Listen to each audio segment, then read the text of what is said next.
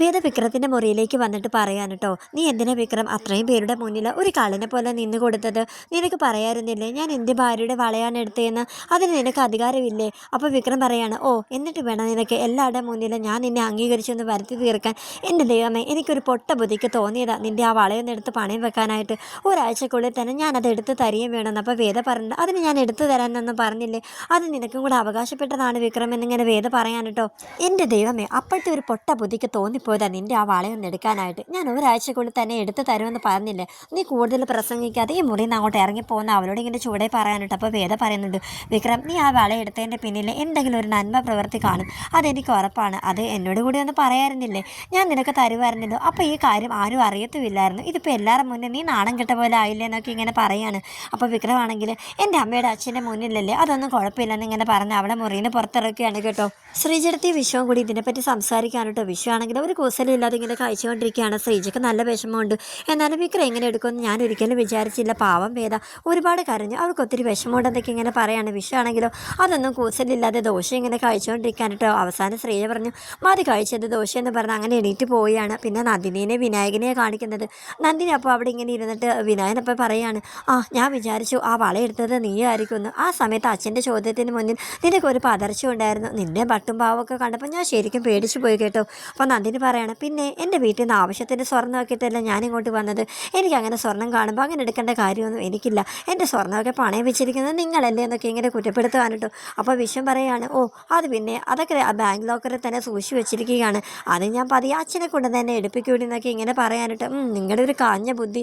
അങ്ങനെ വിക്രത്തിൻ്റെ വീട്ടിലേക്ക് ഓട്ടോറിക്ഷയിൽ ഒരു പെൺകുട്ടി വന്ന് ഇറങ്ങിയാണ് കേട്ടോ. അവൾ അകത്തോട്ട് കയറി ചെല്ലുന്നുണ്ട്. അവിടെയുള്ള എല്ലാവർക്കും അവളെ അറിയാം. അപ്പോൾ അവരെല്ലാവരും വിക്രത്തിൻ്റെ അമ്മയാണെങ്കിൽ ആ ജീനെ കുറേ നാളെയല്ലോ കണ്ടിട്ട് എന്നൊക്കെ ഇങ്ങനെ പറയുകയാണ്. അപ്പോൾ ജീന പറയുന്നുണ്ട്, അത് പിന്നെ ഞാൻ ഹോസ്പിറ്റലിലോട്ട് പോകുന്ന വഴിയാണ്, വിക്രത്തിനെ ഒന്ന് കാണേണ്ടതായിട്ടുണ്ട്. അമ്മയ്ക്ക് സുഖമില്ലായിരുന്നു, വയറ്റിൽ ഒരു മുഴ, ക്യാൻസർ ആണെന്നാണ് പറഞ്ഞത്. 3rd സ്റ്റേജ് ആയിരുന്നു. ഇന്നലെ ആയിരുന്നു ഓപ്പറേഷൻ. പണത്തിന് ഒരുപാട് അത്യാവശ്യമൊക്കെ ഉണ്ടായിരുന്നു. അതുകൊണ്ട് വിക്രം എനിക്ക് പെട്ടെന്ന് കൊണ്ടൊരു വള കൊണ്ട് തന്നു. അത് പണയം വെച്ച കാര്യങ്ങളെല്ലാം ചെയ്ത് തീർന്നെന്നൊക്കെ ഇങ്ങനെ പറയാനിട്ടോ.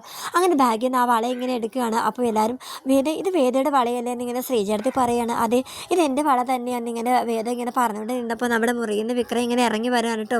അപ്പോൾ ജീന ഉടനെ വിക്രത്തിനോട്, വിക്രം ഇതാ നീ ഈ വള തന്ന് സഹായിച്ചുകൊണ്ട് എൻ്റെ അമ്മയ്ക്ക് ഇപ്പോൾ ഒരു കുഴപ്പമില്ല, ഓപ്പറേഷനൊക്കെ ഭംഗിയായി നടന്നെന്ന് ഇങ്ങനെ പറയാനാണ്.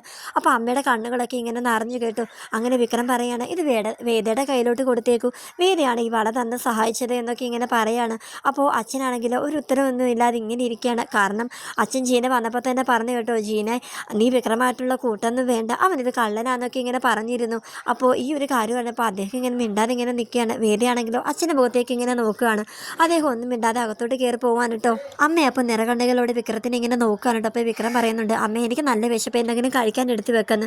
അങ്ങനെ അമ്മ അടുക്കളയിൽ ഇങ്ങനെ കഴിക്കാനായിട്ട് ഇങ്ങനെ എടുത്ത് വെക്കണം. അപ്പോൾ വിക്രത്തിനെ കണ്ടപ്പോൾ തന്നെ അമ്മയാണെങ്കിലോ കരഞ്ഞു തുടങ്ങി കേട്ടോ. എന്നിട്ട് പറയുകയാണ്, മോനെ നീ എൻ്റെ ഇന്നലെ ഇതിനെ കുറിച്ചൊന്നും പറയാതിരുന്നത്? അച്ഛൻ നിന്നെ അത്രയൊക്കെ കുറ്റപ്പെടുത്തില്ല, എല്ലാവരും മുന്നിൽ വെച്ച് നിനക്കൊന്നും പറയാറുന്നില്ലെന്ന്. അപ്പോൾ വിക്രം പറയുന്നുണ്ട്, ഇല്ലമ്മേ, ഞാൻ എന്ത് പറഞ്ഞാലും അച്ഛൻ വിശ്വസിക്കത്തില്ല, പിന്നെ എന്തിനാണ് ഞാൻ പറയുന്നത്? അമ്മ അപ്പോൾ അവനെ കെട്ടിപ്പിടിച്ചിങ്ങനെ കരയാൻ കേട്ടോ. പിന്നെ അവൻ മുറിയിലേക്ക് പോവുകയാണ്. വേദ അങ്ങനെ മുറിയിലേക്ക് അവൻ്റെ ഒപ്പം കയറുന്നുണ്ട്. അങ്ങനെ വേദയോട് അവൻ ഇത്ര സോഫ്റ്റായിട്ട് പറയുകയാണ്, വേദ വാ കയറ് വന്നിരിക്കുക എന്നൊക്കെ. അപ്പോൾ വേദ ഇങ്ങനെ മനസ്സിൽ പറഞ്ഞേ, വിക്രത്തിൻ്റെ ഇത് എന്ത് പറ്റി? വിക്രം പറയാണ്, എനിക്ക് മനസ്സിലായി, നീ എന്നോട് സോറി പറയാൻ വരികയല്ലെന്ന്. സോറി പറയാനൊന്നുമല്ല ഞാൻ വന്നത്, ഞാൻ നിന്നെ ഒന്ന് അഭിനന്ദിക്കാൻ വേണ്ടി വന്നതാ. എനിക്കല്ലെങ്കിലും ഉറപ്പുണ്ടായിരുന്നു നിൻ്റെ ഒരു ആവശ്യത്തിന് നീ ആ വള ഒരിക്കലും എടുക്കില്ല എന്ന്. വിക്രം നീ ഒരു നല്ലവനാണെന്നൊക്കെ ഇങ്ങനെ പറയാൻ കേട്ടോ. അങ്ങനെ നമ്മുടെ വിക്രം വേദയോട് പറയാണ്, വേദ എനിക്ക് നിന്നോടൊരു കാര്യം പറയാനുണ്ട്, നീ എൻ്റെ അടുത്തൊന്ന് ഇരിക്കാം. അങ്ങനെ ഒരു നിമിഷം വിക്രത്തിൻ്റെ കണ്ണിലേക്ക് വേദ ഇങ്ങനെ നോക്കി നിൽക്കുന്നതായിട്ടാണ് ഇന്നത്തെ എപ്പിസോഡ് അവസാനിപ്പിച്ചിരിക്കുന്നത്.